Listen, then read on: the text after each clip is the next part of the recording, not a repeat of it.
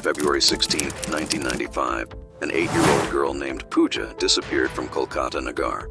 She had been standing outside her house with her family, watching a wedding procession pass by at around 7:30 p.m. As is common in our country, people come out of their homes or stand on their balconies to watch wedding processions. Children often dance to the music. Pooja was doing the same. However, after the wedding procession left, she vanished. No one could find her, and considering the chaos of the wedding crowd, Satish Kumar had kidnapped her. He took the helpless 8-year-old girl to a field, where he raped her and then strangled her. Imagine the plight of a child who had no idea what was happening to her. On February 25th, Pooja's lifeless body was found in a hut in the same field. Her father worked in the Union Home Ministry, which put immense pressure on the police to find the murderer. They arrested a man named Rajkumar, who allegedly confessed to the murder. Whether Rajkumar genuinely confessed or was coerced into doing so remains unknown. Ultimately, Rajkumar ended up in jail. A serial killer who kidnapped nearly 12 girls, subjected them to sexual assault, and eventually killed them. From 1995 to 1998, this man terrorized the entire state of India, Haryana, to such an extent that the police advised parents not to let their children go outside. He targeted girls aged 5 to 9. Due to his actions, he became known as the dangerous baby killer. The situation escalated so much that the police had to open fire during protests, resulting in 2 deaths. A serial killer named Satish Kumar, who lived in India from Ghaziabad to Bahadurgarh with his parents. They lived in a house in Bahadurgarh's Netaji Nagar.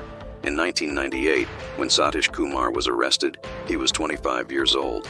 This implies that around 1995, when he committed his first crime, he was approximately 22 years old. A 7-year-old girl named Sheetal was sleeping outside her house with her uncle and grandmother.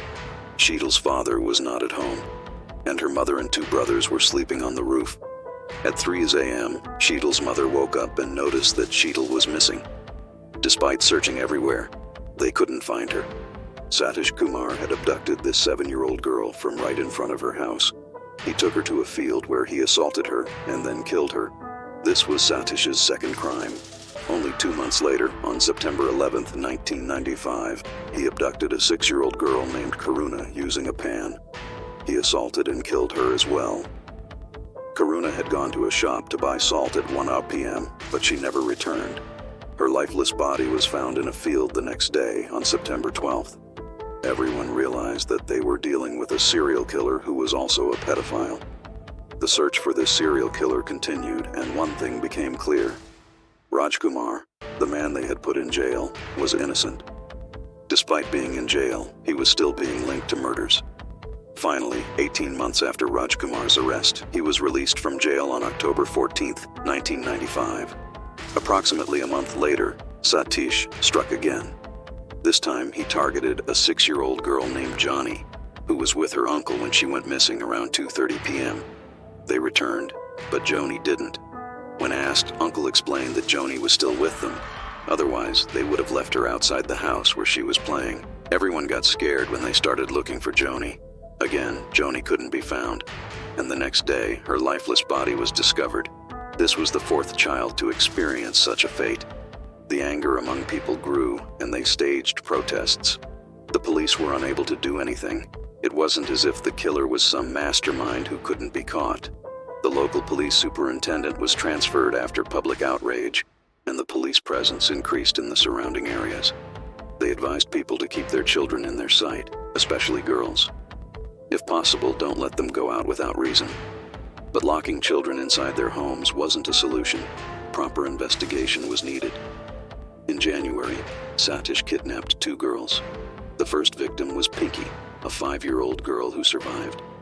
After kidnapping Pinky, Satish killed her. But when Pinky's body was found, she was still breathing. There wasn't much specific information about Satish, so he escaped again. The second victim was Shweta, a 6-year-old girl. Shweta had gone out to play with her friends but didn't return home. Shweta's sister revealed that a man on a bicycle had taken Shweta away. The next day, Shweta's lifeless body was found. After these 2 kidnappings, people's anger escalated and protests erupted. The police investigation was ongoing, and they suspected that this serial killer might also be in Delhi. After all, Delhi was close to Bahadurgarh. The local police superintendent in Delhi also got involved in the investigation. Within a few days, the Delhi police arrested a man sitting at a roadside eatery. His name was Babu, and his mental state wasn't stable. Babu's interrogation was quite bizarre during the investigation. He kept laughing and casually confessed to killing a 70-year-old woman. He described how he murdered people and disposed of their bodies. The police were baffled, unsure whether Babu was telling the truth or lying. His personality was strange. He sang vulgar songs all day long. If someone mentioned sex or a film actress in front of him, he would become embarrassed and start making inappropriate remarks. It seemed like he had a warped sense of humor and mental instability. Psychiatric analysis revealed that there was a slim chance he had actually killed anyone. Even when Babu was in jail, Satish kidnapped 2 girls, Salma and Shanti. He sexually assaulted and killed them. Surprisingly, Babu remained uninvolved in these murders. Despite being in jail, he continued to be a target. Another inmate hit him on the head with a stone, and Babu died in jail on June 22, 1997. Satish struck again, kidnapping a 7-year-old girl named Manju. He sexually assaulted and killed her. On July 10th, the police arrested the wrong man for the 3rd time. This time, they apprehended Shankar Kumar, who allegedly confessed to killing Manju. But how this confession was extracted remains a mystery. Even after Shankar Kumar's arrest, a 9-year-old girl was kidnapped and found dead, making it the 3rd time the police had arrested the wrong person.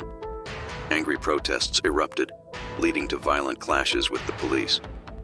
2 people were killed during the chaos. The case was eventually handed over to the Crime Investigation Department, CID. The city was on edge, and the police presence increased. Despite this, Satish remained inactive for the next 11 months. After nearly a year, in November, he kidnapped a 6-year-old girl named Somani. She was returning home from her father's tea stall when Satish abducted her on a bicycle. He assaulted her twice and left her unconscious. Believing she was dead, he dumped her body in a nearby field. 2 days later, a passerby found Somani crying under a bridge. The man approached her and asked for her name and address. Somani remembered her name but couldn't recall her address. The man took her to a police station where officers immediately recognized her as a victim of the serial killer. Somani revealed that she had been kidnapped on a bicycle and assaulted by Satish. The man had dark skin and a slight beard. During the investigation, the police traced Satish to his workplace, a tin factory. After nearly 3 years of searching, they finally arrested him. Dr. Rajiv Gupta examined Satish for 13 days and concluded that he was not mentally ill. Following his arrest, Satish admitted to committing 14 crimes. He provided detailed confessions for all incidents, which matched the evidence. Although he later retracted his confession, the police had substantial evidence against him. A lie detection test was also conducted, confirming the consistency of his details. Despite calls for the death penalty, the Punjab and Haryana High Court sentenced him to life imprisonment. If you find this case interesting, please like, share, and comment below.